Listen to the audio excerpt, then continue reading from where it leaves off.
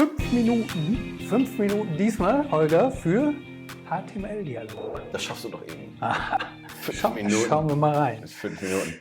HTML-Dialog, was meine ich überhaupt mit Dialog? Dialoge oder auch Modale treffen wir überall in der Webentwicklung. Das heißt, ich habe eigentlich fast noch nie ein Projekt gehabt, wo ich das nicht gebraucht hätte.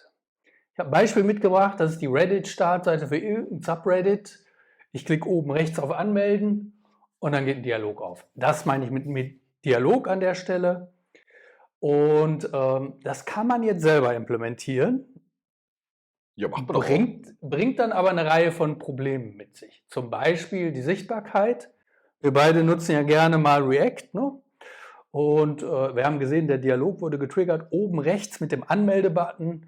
Da bin ich irgendwie relativ weit unten im DOM drin. Und dann muss ich dafür sorgen, dass das Ganze auch sichtbar wird. React bietet mir dafür Portale an. Das muss ich aber irgendwie lösen.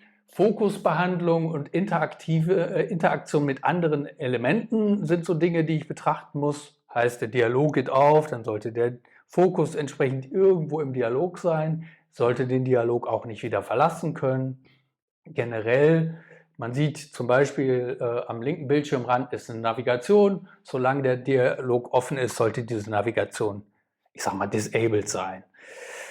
Übrigens, Fun Fact, versucht das mal bei Reddit und ihr könnt sehen, dass ihr mit dem Tab in den Hintergrund kommt und genau das da nicht richtig Das ist doch nicht wahr.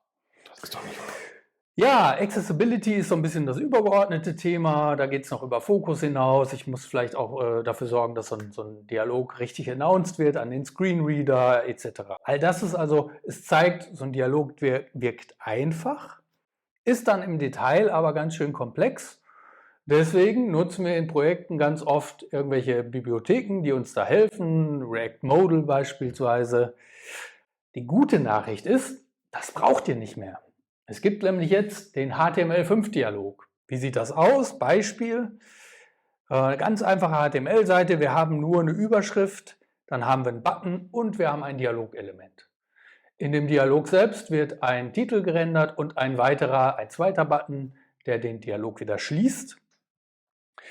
Und wir haben eine Methode ShowDialog. Wir haben hier Vanilla.js, keine Framework, kein nichts. Das heißt, wir holen uns erstmal unser Element, unser Dialogelement und dann hat unser Dialogelement genau eine Methode.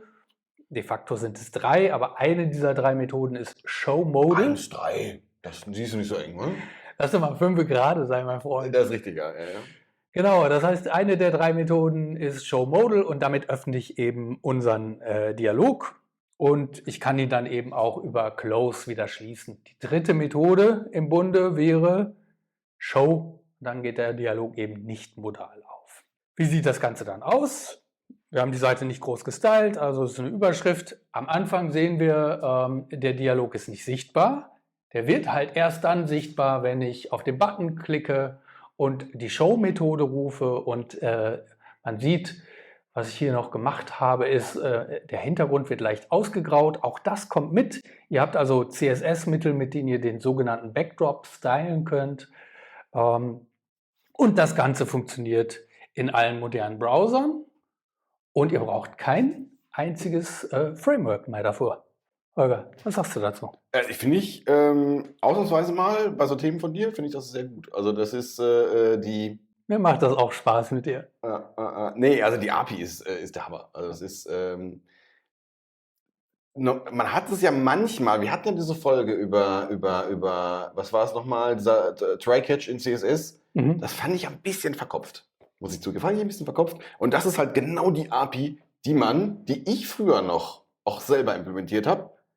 Möglicherweise 2-3% schlechter, aber ja. Und da kommt jetzt mit dem Browser einfach die Lösung, die man sehr erwartet. Fantastisch. Daumen oben. Genau. Also, wir sehen uns beim nächsten Mal.